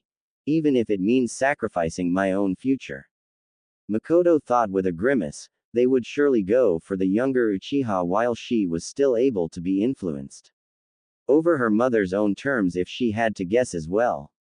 There was also the case of Itachi, the last remaining male Uchiha, and her son. Where did he leave Konoha for? Why hadn't the village sent hunter nins after him already? There was something odd about how nonchalant they were about him leaving, even if it was their orders that led him to do so. That was something she would bring up at the meeting as well. There was no one in Konoha she could trust, not even the Hokage. No matter how noble and honest he was with her, Mikoto knew that a part of him totally agreed with the outcome that came from the destruction of her clan. Even a part of her knew that Konoha would be in dire straits if the Uchiha had been allowed to continue with their plans. The Uchiha were her clan though. There was no doubt which side she was loyal to, and the council had to know that. That was why they were going to try and control her now. She could hear their laughter from the other room. Those two were the only ones she could trust. That meant she would do whatever it took to protect them. Ka-san, hurry up. Sasuke's voice rang through the thin sliding doors, and Mikoto looked back at her cooking to see it was done. Fish with some rice and soup, a quick and light breakfast. It's coming, you two. With expertise rivaling a waitress, Mikoto entered the family room with all three of their meals to set down on the small table. Naruto and Sasuke sat next to each other as usual, and Mikoto sat across from them, eating their food in relative silence. They were still getting used to one another and how they acted. Naruto hadn't been in such a formal setting before and didn't know how to act, so he reverted to being shy. Sasuke and Mikoto were nervous they would scare him further, so they didn't say anything. Naruto-kun. Mikoto broke the silence, and Naruto brought his attention from his food to her. You know, I already stocked your closet with clothing that Itachi had when he was your age. Did you like any of them? She asked to broach the subject of his new clothing as Naruto now wore a black shirt and beige shorts. I like them, Miko-chan. Are you sure I can wear them though? They are pretty new and stuff. Naruto never got new clothing or new anything, everything was hand-me-downs from the Hokage. Of course you can wear them, Naruto. Mikoto chided with a laugh. They are your clothes now. Naruto blushed and nodded, still not used to such generosity. You can get clothes like mine with the Uchiha fan after you pass the fireball test, Naruto. He looked at Sasuke as she turned around to let him see the Uchiha fan proudly stamped on her blue, high-collar shirt. Fireball test. Naruto looked expectantly at Mikoto and she brushed a strand of hair back uncomfortably. silently berating her daughter for broaching the subject so carelessly. What if he doesn't have a fire affinity? At his age, Naruto wouldn't understand and would get crushed if he couldn't do the technique. He isn't a natural born Uchiha like Sasuke. All young Uchiha are given a test by their parents to see if they have earned the right to be called an Uchiha and wear the fan on their clothing. The test is to see if you can use the Uchiha clan jutsu, Gokakyu. Whether you pass or fail the first time, you won't be considered a true Uchiha unless you can do that jutsu. It's an old tradition passed down since a young Uchiha youth created the fireball jutsu. All Uchiha believe that if their child can create it at the same age, they are destined to be a prodigy. Naruto seemed excited over the prospect of trying it while Mikoto was still apprehensive. When can I try it then? Mikoto gave an awkward smile and hesitated a moment. Well, we will have to do it sometime tomorrow, Naru-chan. Ka-san has a meeting today right after breakfast and it can't wait, so I won't have time to teach you the technique. I promise we will do it though. Naruto deflated a bit but cheered up when she promised they would get around to it. Don't worry, Ka-san, I can teach him the jutsu after school today to give him a head start. That way he can shoot a fireball to welcome you back from your meeting. Sasuke encouraged him and he smiled at her, thankful she would do that for him. Thanks, Sasuke. Naruto blushed in embarrassment when she gave him a sweet smile. Don't worry, Naruto, that's what brother and sister are supposed to do. Mikoto instantly smiled when she heard that. The two were getting along just fine. Okay, you two, it's time for you to get going or else you'll be late for class. Mikoto ushered them out with lunch and a wave goodbye while she quickly set to doing the dishes so she wouldn't leave any strings at home. It didn't take long before her household chores were done. Really, she didn't mind being late to the meeting just to spite the elders. It was the least discomfort they could have in return for what happened to her. Mikoto didn't know how long she would hold the grudge against them, perhaps forever. If so, they had better be prepared to endure such hardships while she was still alive. 000. Hokage House. Office. Hiruzen sat at his desk with Homura and Koharu flanking his sides as usual, albeit they were quite impatient at the time. Mikoto Uchiha, the one they had called a meeting for, was over 15 minutes late. For a civilian that was a little disappointing. For a ninja to be late, it was obvious they were being mocked. The Hokage knew, of course. Mikoto was quite aware of the meeting and the time, but she could afford to be late. With what we will discuss, can you blame her? I would be hesitant in her position as well. Where is that damn woman? Homura muttered in anger. She had the nerve to stand them up at such a critical time. She will be here soon. In fact, I think we will be seeing her very shortly. Hiruzen calmed his teammate and soon enough, Mikoto joined them in the office. She said nothing as she walked to her seat with a straight face and sat down, looking directly at the Hokage. They took this as the meeting start and began to lay into her immediately. Welcome, Mikoto-san, although I feel you might have gotten the times mixed up in your head. Koharu carefully scolded the grown woman as she indicated the clock. We are over 15 minutes late in starting this session because of your tardiness. No mistake was made, elder. I was not informed of the gravity of this meeting, therefore I did not take the time given as compulsory. Hiruzen thought he detected some haughtiness to Mikoto's tone and knew she was getting angry. That aside, Hiruzen stepped in to keep the peace. This meeting has been called to the situation of the Uchiha currently and for future efforts in continuing the bloodline in Konoha. He did not wish to use the CRA as a proper term, nor did breeding seem like an appropriate word either. Either translation further made to unsettle Mikoto in her seat. Yes, would you please give us a complete rundown of the Uchiha clan and its current members, Uchiha Dono? Suddenly they gave her the respect a matriarch deserved, the spiteful bastards. We have suffered grievous losses after the massacre, one might I add. You forced on us elders. This wouldn't be necessary if the outcome had been different. Mikoto retorted, as if they didn't know where the Uchiha stood. They probably had each pair of eyes recovered, counted with a certain amount of glee. Touché. Hiruzen thought as Mikoto bit back at them. The woman took out some notes she wrote down from her study in the compound after receiving some information from the medical nins in charge of the Uchiha dead. Our casualty list just recently arrived from the morgue, numbers and names were detailed. 62 Uchiha are dead, this includes children and elderly. Mikoto glanced at the elders to see if they reacted, but received nothing but a quirk of lips. She sighed and continued. 40 pairs of Sharingan eyes have been confirmed recovered while the rest did not test positive for the dojutsu activated, therefore rendering them useless. That was a point the elders were a bit disappointed in. If only all Uchiha had some form of the dojutsu activated, they would have had a higher amount of genes to choose from.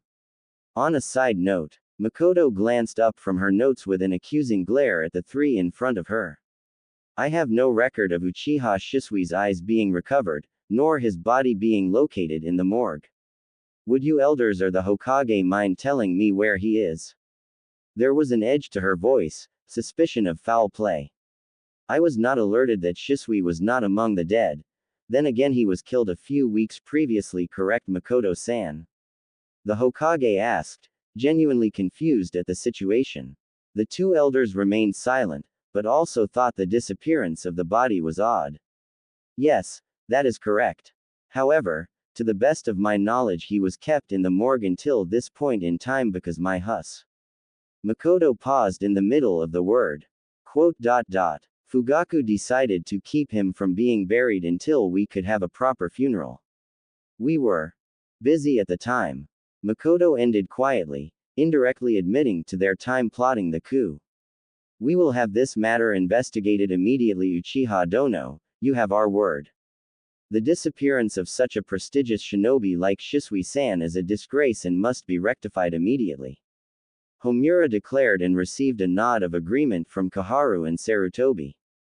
Mikoto knew it was just being polite, but as long as they found the body she didn't care.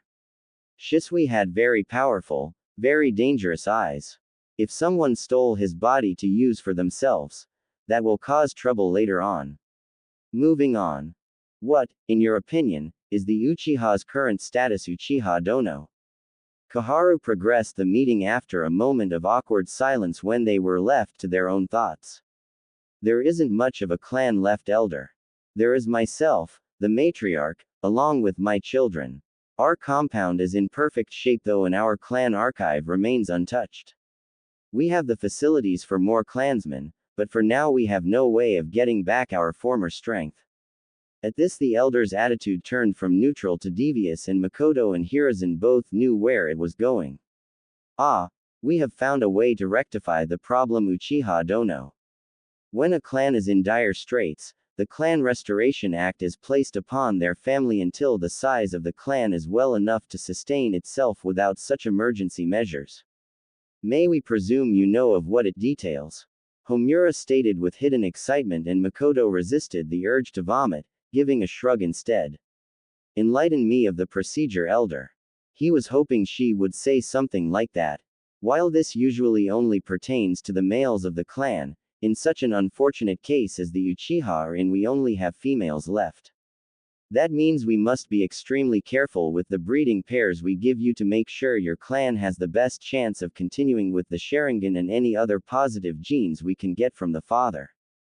Hiruzen listened as his teammate explained the act to the woman, silently hoping Mikoto would not overreact as he had warned her beforehand.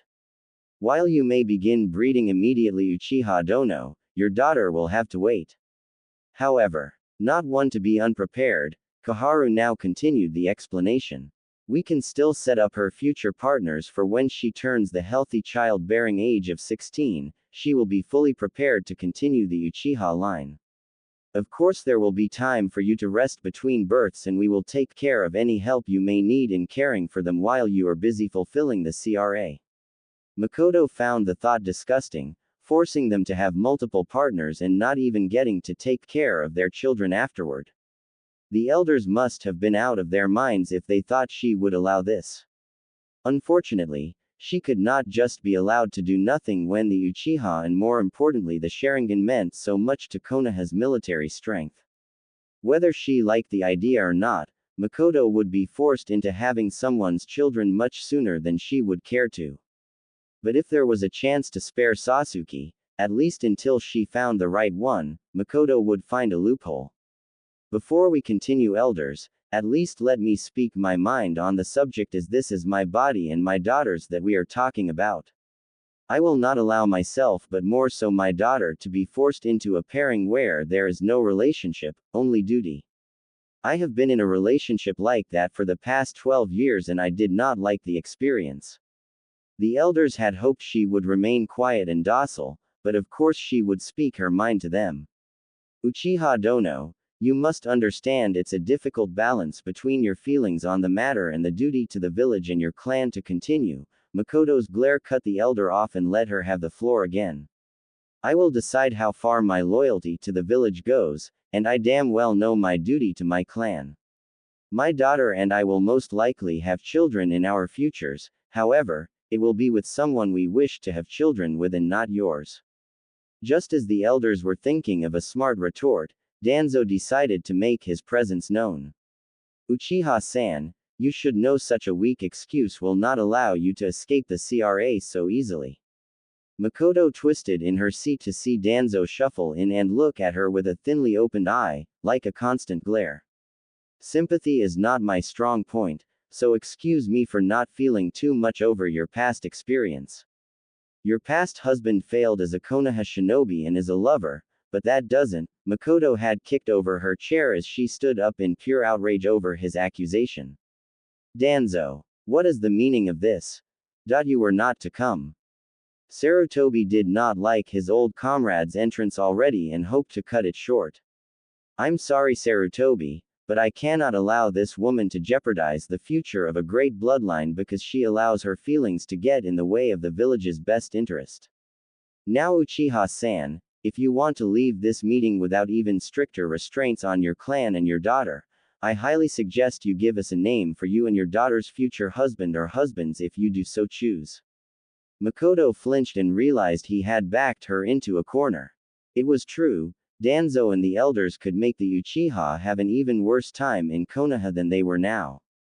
Even worse, an accident could befall her, leaving her unable to care for Sasuke and Naruto and leave them for the Vulture Council. Danzo enjoyed seeing the woman deflate as she realized just what power he held. He only came because he knew the elders would fail in persuading her. The woman was stubborn and was thinking with her heart when she should think with her head. How? How can you expect me to have an answer to such a question so quickly? Mikoto was at a loss for words. What was she to say in response to that? It was a life-changing decision who you would marry and have children with, definitely not one that could be made in a few moments. Danzo, your interruption has disrupted this meeting. I should adjourn it right now for your disrespect of this council and the Uchiha, but it is true that Mikoto-san must make a decision. I need to speak with her in private for a moment.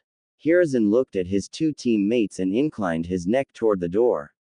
Elders, please excuse yourselves for a few minutes. Koharu and Homura were flabbergasted, too shocked to say anything in response as they slowly shuffled out. Danzo left a lingering glare before joining them in the hallway and closing the door behind them. Hiruzen sighed and waved a hand toward another chair that Mikoto hadn't knocked down, but she refused to calm herself. Mikoto, I know this is a troubling development, but I have to agree with Danzo. Making a premature decision can most definitely be life-changing for the both of you, but that doesn't mean you can't change your mind in the future. Your daughter still has many years before she is of age where this will be implemented. Hiruzen stood beside her, speaking encouragingly in her ear as she shook with rage. And there are ways for you to avoid the CRA as well. Do you remember what I told you yesterday? Mikoto thought back and couldn't believe he was having her consider the idea. It was disgusting. A younger man, Hokage-sama. How can you ask me to choose a boy where I am twice his age? How will he even take it knowing he is to breed with a total stranger? She said the word with disgust. I can't do that. Besides, I know no boy that would be young enough to keep me from having with him for more than a few years. Hiruzen sighed. He had already thought of a suggestion. No matter how outrageous she would think it was, he would give it a shot regardless. As he said before though, it was merely a delay tactic, or at least that would be all Mikoto would have to see it as. How about you choose Naruto as your daughters and your own choice? Mikoto had been staring at the floor until that point but was now openly gaping at the Hokage. Naruto. But he is only 7 years old. And I adopted him as an Uchiha. We are practically mother and son now, he wouldn't understand. I would feel like I'm betraying his trust by using him like that. Hiruzen nodded. He could see where she was coming from. I know Mikoto-san. But Naruto does not have to know of the arrangement between you two until he is older, when you have to fulfill the CRA.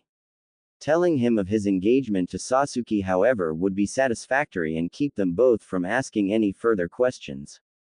Mikoto calmed a bit but still looked unsure over the situation, feeling a pit of guilt growing in her stomach. Hiruzen moved closer to her and put a comforting hand on her shoulder, indicating she look at him. Mikoto, I'm very sorry that you have been thrust into the spotlight like this. If anything, you should be mourning your clan right now, and my teammates and I should be kissing your feet in apologies. However, we both must look at the situation at what is best for you and your children. Introducing a total stranger as your partner to the children will affect them terribly at this young of age, not to mention you yourself would not be happy at all. Naruto and Sasuke surely get along and would have plenty of time to warm up to the idea of marriage, giving you plenty of time to find the right partner as they grow up. Who knows, you might even decide to choose Naruto as well, no matter how outrageous that sounds now. He quickly added the outrageous part, seeing her disgusted face. It wasn't that she didn't think Naruto to be an unattractive boy when he would grow up, being the son of the Yondaime surely gave her plenty to imagine in his older age. However, she had already begun to see him as a son and felt that he saw her as an adult and maybe later a mother. Their relationship couldn't go farther than that in her eyes as long as the two kept on the same thought process. I think you are right, Hokage-sama. I'm afraid they won't allow it though, especially not for the both of us. He is seen to them as the Jinchuriki, a powerful tool to the village, not some select male breeding stock. Hiruzen pondered it for a moment before moving over to his desk and opening up a drawer where he pulled out a scroll. Well then, he said with a smirk. We will just have to prove to them he is proper breeding material. 000. Uchiha Compound. Pier. Naruto and Sasuke were coming home after a long day of school. Nothing much new was learned that day and the two new family members were excited for their next activity. Sasuke was leading him through the compound to the pier. Her father took her to take the initiation test herself. There she would teach him the hand signs and let him try it. Of course she had no idea how to actually teach someone a technique at her age. For Uchiha, the fire affinity usually came quite naturally and didn't take much effort for such a simple jutsu to be formed. Naruto was a wild card in the subject though. There was no telling if he could even manipulate fire, let alone control his chakra for it. The day was sunny, as usual for the warm fire country. Even though she knew it had no real effect on fire jutsu, Sasuke always liked to think that the sun gave her luck with her initiation test. Maybe Naruto would get that luck too. Come on Naruto, it's over here. Sasuke ran ahead of Naruto as he did his best to keep up. He had plenty of energy but she seemed to be bursting at the seams. Wait up Sasuke-chan, I can't run that fast. She ignored him and ran ahead, coming to a stop at the mouth of the pier on the small lake on the edge of the compound. It was then her excited smile gave way to a small frown. This was one of the only fond memories she had of her father. It was here she pulled him along to see her successful fireball and where he had shown her a smile, one that was directed to her with pride. He had never done that before with her, not even with her good grades. He always saved them for Itachi. Sasuke had her mother for praise and smiles, but she still wanted approval from her father. Because he reserved his only for when he was truly impressed, that was why it made such an impact on her. And now, he was dead, killed by the man who he poured all his pride and love into. Sasuke felt so vulnerable at that moment, she didn't even realize a few tears had fallen from her eyes. Naruto had finally caught up with the girl to see she was just standing there, not saying anything. Since she was staring at the pier, her back was toward him, keeping him from seeing her tears. Naruto saw her shake a bit and went over to see what was wrong, confused at her sudden change. Sasuke. Are you okay? This woke the girl up and she quickly brushed her cheeks free of the tears. No need to worry Naruto with my problems. He's dead now anyway. Itachi is out of my reach too. Right now I just have to care for Naruto and Ka-san. Yeah, Sasuke replied, coughing a bit to quiet the flutter in her voice. I'm fine Naruto. Come on, I'll show you the hand signs now. Naruto kept staring at her for a second but then shrugged in ignorance. Absolute zero ability in reading emotions. Sasuke went through the hand signs once slowly for Naruto to see, giving him a chance to practice with just the movements. Then, going through them with a practiced speed and ease, Sasuke created a small fireball that extended some amount over the water from the pier. Naruto watched the fire blow in the wind with a trance as it raced from Sasuke's mouth and then dissipated back to its point of origin. Okay Naruto, you try. What followed for 2 full hours was Naruto's attempt at channeling his overwhelming amounts of chakra into a fireball. Unfortunately, his body just could not get a handle on the manipulation of the chakra, let alone infusing it with a nature affinity he might not have had. Naruto felt it was a bad start to training, but Sasuke took it especially hard as she thought it was her fault. Sorry Naruto-kun. Sasuke teared up a bit as she apologized to the confused Naruto. I must be a terrible sensei if I couldn't help you learn a jutsu so simple like this. Maybe Iruka-sensei could. Naruto cut her off with a hug that shocked her into quiet. That's not it Sasuke-chan, I'm sure with more practice I can get it. You are a great teacher, I like listening to you a lot more than Iruka-sensei. Not to mention you're prettier than him. Sasuke blushed at his comment, even if Naruto was ignorantly comparing her cuteness to a guy. I'll take what I can get. Thank you Naruto. How about we go home for today and try again tomorrow? I bet Ka-san is back from her meeting by now anyway. We should welcome her. Naruto agreed and the two set off for home, feeling better than when they arrived. 000. Mikoto's house. Family room. Mikoto waited for the children to arrive, however, she was too lost in her own thoughts to hear the door open and shut with childish laughter and the pitter-patter of feet on wood to notice the arrival of her children. She had just promised her daughter and herself to a 7-year-old boy who was the outcast of the village. Was that not crossing some line? What would her friend Kushina say to her marrying her son? You go girl. Show Sochi-kun how a cougar does it. Mikoto blushed. Better she not think of it. Still though, the prospect of morality wasn't the only thing that concerned her. The council's demands were strict and binding to the contract CRA, they would have no choice to follow if they wanted any semblance of freedom in the village. To protect her children, she would have had to have taken this course of action, which is why she did so. The elders were at first outraged at the thought of us marrying Naruto, but with Hiruzen's quick thinking and persuasive tactics allowed them to think they had all bases covered. In a way they do though, no matter what will happen with my choices, they will get Uchiha children. Still though, at least Sasuke may be happy with the choice. Ka-san. Naruto and Sasuke tackled the woman as she sat there in a trance, waking her up from her inner thoughts. The family shared a laugh as they lay on the cold floor, just staring at the ceiling in a moment of closeness. Mikoto glanced at the two and noticed how they seemed happy, so oblivious to the world of problems that surrounded them. Better it stay that way though, she thought. What was a child without blissful ignorance? It was their right after all. How was school today you two? Mikoto asked and got the usual grumbles, even from Sasuke. It looked like Naruto's enthusiasm for school was rubbing off on her honor student. We will be learning about chakra manipulation and nature elements next though mother, so maybe Naruto can do the initiation afterward. Mikoto was reminded of Naruto's initiation by that remark and made to ask how it went. I didn't pass Ka-san. Naruto said quietly as he looked up at her with disappointed eyes. But I will keep trying so I can be a real Uchiha, like you said.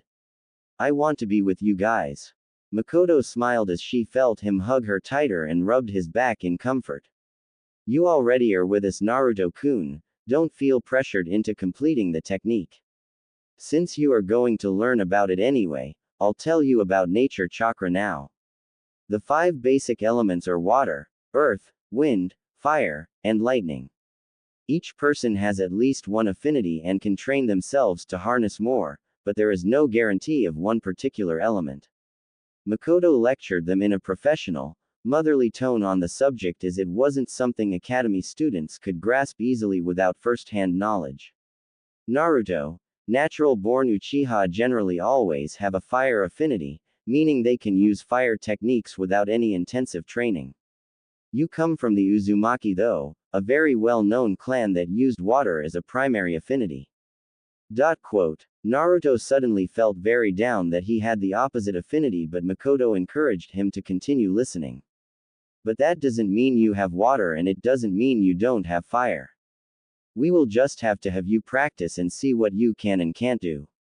I know if you work hard enough, you can master any technique. Sasuke, who was on the other side of Mikoto, sat up to look at Naruto and smiled. Yeah, Naruto, you are an Uchiha like us. Uchiha are powerful and can learn any technique, so I'm sure you can learn Gokaku in no time. Naruto felt encouraged and nodded in assent, making that part of the conversation done. So Ka-san. How did your meeting go? Sasuke asked after a while of more silence and staring at the ceiling. Mikoto knew this was coming up and decided against keeping much from either of them, just what Hiruzen suggested. If Naruto knew he was marrying both of them, the thoughts of her being his mother and wife would confuse his young mind between both titles and could break their current relationship. Besides, it wasn't anything he had to worry about for a while. The council said that I have to be pregnant by him turning 18, so we have plenty of time for me to think of something. Mikoto was at least thankful they had so much time, not expecting the elders to give them such space to work with. Well, the Hokage and I talked about the Uchiha and what will happen with us in the future. She had a pause halfway through, trying to think of the best way to word it. The kids didn't mind and listened closely. The Hokage said that because the Uchiha are so powerful, we have to make sure that we have ways to keep the clan going in the future. This is so difficult with children so young as them. I can't use the terms or breed or else they will overreact. Yeah. How do we make more Uchiha, Ka-san? Sasuke muttered in thought, trying to figure out how that would work out. Her mother had the decency to hide her blush and cursed as Naruto seemed to adopt a thinking pose too. That's something you will find out when you are older. Their mother's quick reply made them quiet down and accept it for truth, allowing her to continue with her awkwardly worded conversation. It was decided that we had to ensure that in the future we could have more Uchiha, and that you two could stay together very closely to help with this. Sasuke seemed to be catching on, something her mother wasn't surprised of. However, Naruto seemed to still be trying to wrap his head around the idea. Hopefully he will grow out of this. It's probably because he doesn't have much experience with people. You two are engaged to be wed in the future, when you are older. This is to ensure the clan's line continues without any problems. Mikoto trailed off as her daughter blushed and Naruto was still thinking, apparently not hearing what she said. We are going to be like you and San. Mikoto just nodded, accepting the comparison. Hopefully there will be more love though than our marriage. Then again, it's starting out just like ours did, an arranged one. Sasuke said nothing, mulling the thought over. She liked Naruto sure, but at such a young age it was impossible to think over such a big change to her future. It would take time she figured to get used to, but her mother was someone she could trust and they would have plenty of time to think it over and get used to each other. Okay, I trust you, Ka-san. Mikoto smiled and gave her daughter a small hug as Naruto was still sitting up, thinking over what she had said. So, the two turned to him, figuring he had arrived at a conclusion finally. Is this marriage thing like some special brother-sister thing the Uchiha do? Because I don't know what it is. Mikoto just gaped at him in amazement he didn't understand yet, and Sasuke grumbled and sighed. My future husband is a baka. Great. She droned sarcastically while Mikoto started explaining the prospect of two people being married. Once Naruto had been thoroughly explained to the whole process, he was fully embarrassed and blushing like Sasuke was. Still though, he was 7 and they both didn't comprehend everything that went into marriage even if they thought they did. They've got plenty of time too. Sasuke has to have a child by 16. By then it will be clear if they like each other or not, if not then they will have plenty of friends from the academy to choose from. Mikoto was as satisfied as she could be with the outcome of things, if only for now. Alright you two. It's getting late. I'll go make us some food and then it's off to bed for you two. Mikoto hurried to the task she had given to herself while they went out into the garden to bathe in the last of the sun's rays. Mikoto watched them play through the kitchen window, smiling at their carefree attitudes even after such a bomb had been dropped on them, regardless of her trying to soften the blow. As long as they are still smiling, I have a reason to keep trying for Konoha and for the Uchiha. 000. Mikoto's home. Naruto's room. Mikoto was tucking Naruto in again as she did the previous night, however, this time she had to broach a particular subject to him as it was brought up by the council. Hiruzen was not wrong when he mused on their interest in the Sharingan for future transplant operations. What he nor Mikoto had expected was they put Naruto forward as one of the receivers. While they knew that giving him the Sharingan would in no way increase the chance of her or Sasuke having children with the gene, they figured it would be a worthy investment into the village's weapon if they could give him the Sharingan eyes. It was even more in favor because he was now adopted into the Uchiha family. Who better for him to help harness these powers than the owners of it themselves? If Mikoto wasn't around, she seriously doubted they would still consider the transplant, for he would have no one to learn from, a book in the hands of a person who was illiterate. But what mattered to her the most was Naruto's opinion. If he didn't want the eyes then she wouldn't let him have them, end of story. Even if she knew she could train him to protect himself better with them if they forced the eyes on him, she would not force the boy through any more than he had already been through of manipulation. Naru-kun. Mikoto purred in his ear as his tired eyes turned to her, noticing she still remained at his bedside when he was covered by blanket. Yes, Miko-chan. He responded with a tired yawn, saying her nickname again in response to her name for him. Do you remember when you asked me about the Sharingan? He nodded. You said you wanted the red eyes. Why do you want them? Naruto's tiredness set aside for later, he sat up in bed and looked into her onyx orbs with determination. Why are you asking Ka-san? Mikoto swallowed the lump in her throat and continued hesitantly. Ka-san can give you the red eyes you want. But you will lose your blue ones. Do you want that? She was almost choking up with tears asking him this. How could she make a 7-year-old choose to lose something as personal as his own eyes? Naruto's response made her almost choke. Yes, I want that, Ka-san. I want the red eyes. He said it so seriously that she couldn't even put it off as a joke. What did he mean he wanted them? Naruto. Do you know what you're saying? Why would you give up your blue eyes when you've had them forever? Naruto looked down at his blanket and gripped it tightly with his hands, knuckles turning white. I want to be strong enough to protect Ka-san and Sasuke, just like Itachi said to. Mikoto flinched at her son's name but was surprised Naruto cared that much to protect them when they had only known each other for a few days. If I can be strong with the red eyes. Naruto said with emotion choking up his throat too as he began to cry. I will lose my blue ones if I can protect you, Miko-chan. She couldn't help but feel warm at his vow to protect her, even if it came from a 7-year-old. Naruto, why would you go so far for us? We have only been together for a few days.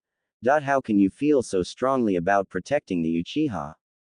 Naruto looked at her. His sniffling stopped and his voice cleared so she could hear his reason that she still reflected on far into the future. Because the Uchiha gave me a chance. You and Sasuke gave me love. And that is something I will die for to keep intact. Mikoto began to cry and hugged her son, thankful that he was so passionate about love, something that had been missing from their family for so long. That was why she wasn't uncomfortable at all when she called Naruto her son. Thank you, Sochi-kun. I love you very, very much. Naruto wrapped his tiny arms around her and snuggled into her bosom, crying. I love you too, Ka-chan. He was a bit muffled by her shirt, but Mikoto heard it and only hugged him tighter. The Uchiha were for the first time a family. A family with love.